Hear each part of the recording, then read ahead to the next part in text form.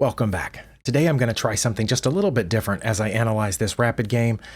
Instead of going through the game review and finding out where my blunders or mistakes were, or using the analysis board to go move by move and see if I could have found something better, or rather than trying to go through without Stockfish at all, which I always get wrong, I'm going to try a hybrid approach to that, and here in just a second, you'll see what I mean. Okay, here on the game page, this is not the game review page. This is the place where you can click game review, but I haven't yet. But there is a thing at the top that says evaluation. You can see it right here. I have that turned on so you can see the analysis bar at the left, and so can I. But I have not clicked where it says lines. That's so it doesn't show me what the next move is. And I'm going to click through this move by move, looking at both the moves and at the analysis bar. And if there's a big jump, then I'm going to stop there, maybe go and move back and try to figure out what I did wrong or what I could have done better, and then click lines on to see if Stockfish agrees with me. I think that'll save a lot of time, especially because I'm going to edit and cut the next part out until I actually get to the part where I find something. Okay, I found one of the points I was talking about where the bar just jumped, and I've gone back one move. Here I'm up about +2, according to Stockfish's evaluation bar on the left. But my next move gave my opponent a -2 point something advantage. So I backed up here to see what I should have done.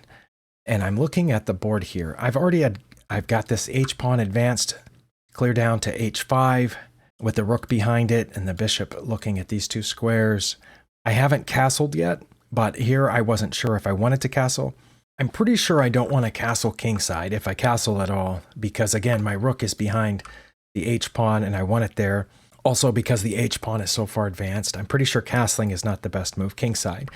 Queenside castling might be a little better, but I have, again, advanced some of the pawns there, so it almost feels like my king might be safer here in the middle, but I don't know. Sometimes I know that in positions where you don't castle, you need to move the king into one of these squares, which I guess helps connect the rooks, and the king can help protect some of those pawns. For example, this e-pawn is only defended right now by this bishop, and the bishop is probably about to get into some trouble there. So maybe the king should be here. I mean, I guess it's possible I should try advancing some queenside pawns, but there's nothing over here to really attack. And I don't know that I want to open that up with only this rook here since I didn't castle. I don't have this rook over here to help. I guess it's possible I could play one of the center pawns, not this one. I don't think it's the f-pawn. It's possible I would want to play the e-pawn, but then it would only be defended by the f-pawn. So if I did play that, and they captured, and I captured back, their knight would come in here, be attacking my queen, and it would be a fork of the queen and the bishop. So it's probably not the e-pawn. What about the d-pawn? Again, here they could take. They have 1, 2, 3, 4 pieces attacking that square, and I only have one. So I don't think it's the d-pawn. The c-pawn is a similar. I have more control over c5 than my opponent does. My opponent only has these two pawns, whereas I have a pawn, a knight, and a queen all pointing at c5. So maybe c5 is what I should have played here. I don't know if I should have tried to start breaking open on the king side yet. I do know if I take here, they're probably not going to take with the g-pawn because they don't want to damage this structure, open up their king. So if I took this knight, I assumed they would take with the rook. And then what would I have? Now what I played here, and I remember playing here, g4. And that turns out to be a blunder. I know that because the evaluation bar just dropped. So I know that's not the move. My idea was that they have 2 pieces guarding that square, but I have 2 pieces guarding that square as well. So if they took, was my thinking, I would take back. If they decided to take back with their knight, I would take back with my bishop. And that would essentially lock in their e-pawn because my light squared bishop would be sitting there pointing at their queen through that pawn. So that pawn would be frozen for a moment. Then I would have 2 bishops here, light squared and dark squared bishop. And so I thought I had come up with a pretty good plan.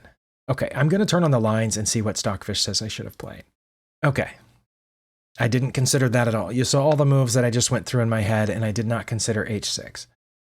But h6 is the only move that's not a blunder here, or not a mistake. My next best move is taking that knight. I did consider that, But as I said, they would take with the rook and then and king to f2. Okay. Or queenside castling would have maintained a slight advantage for me. Well, I was way off here. h6. The reason that I did not play h6 is because, as it says, I thought they would play g6. And then that my h-pawn would just be locked there. It would have nowhere else to go. It would be stuck against their h-pawn. It would be attacking an empty square.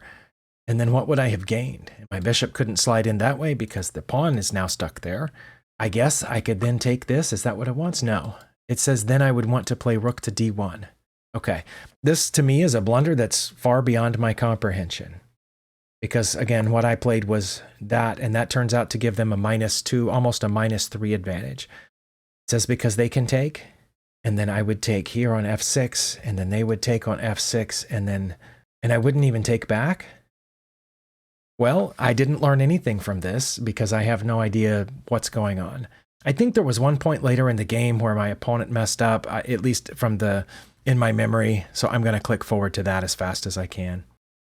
Okay, I do remember it was right here, and I didn't know again that I was down because my opponent's up 2 pawns, these two, I guess, and what my opponent played was there, and I remember in the game missing this. They just hung their knight, but I missed it until as soon as I moved my rook, then I saw, oh, I could have taken it with the knight. I mean, with the bishop. But yeah, I just clean missed it. As soon as I moved the rook, I realized I could have taken it, and I didn't. So they gave me, this is one point late in the game where my opponent did give me the advantage back, and I failed to take. It was an elementary blunder on their part, but then they got this, and it's what, mate in 2? Yeah. So, but backing up to, where is it, G5, G4, right here. If any of you understand why this is such a big blunder, and why I wouldn't take back, let me know.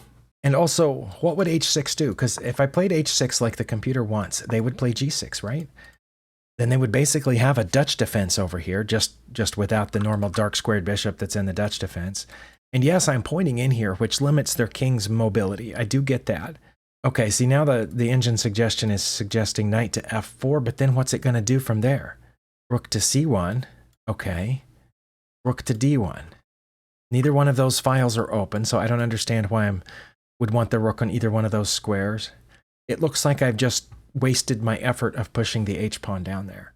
But somehow I have a +2 advantage here, way back on move 16. If I had played h6, which I didn't. Yeah, I don't understand it all. Okay, well, this was a failed experiment. I'm going to go ahead and shorten this video just a little bit, and then I will upload it. Maybe, like I said, one of you can shed some light for me in the comments. That would help a lot. But I've lost 5 rapid games in a row, and I'm kind of getting discouraged because I don't understand. I mean, it's not. I'm not hanging a piece. I'm not hanging a mate. I'm just, kind of building a pawn chain with the anticipation that they will take it. That's frustrating. Okay. Still, if you made it this far, I do thank you for watching. And we'll see you next time.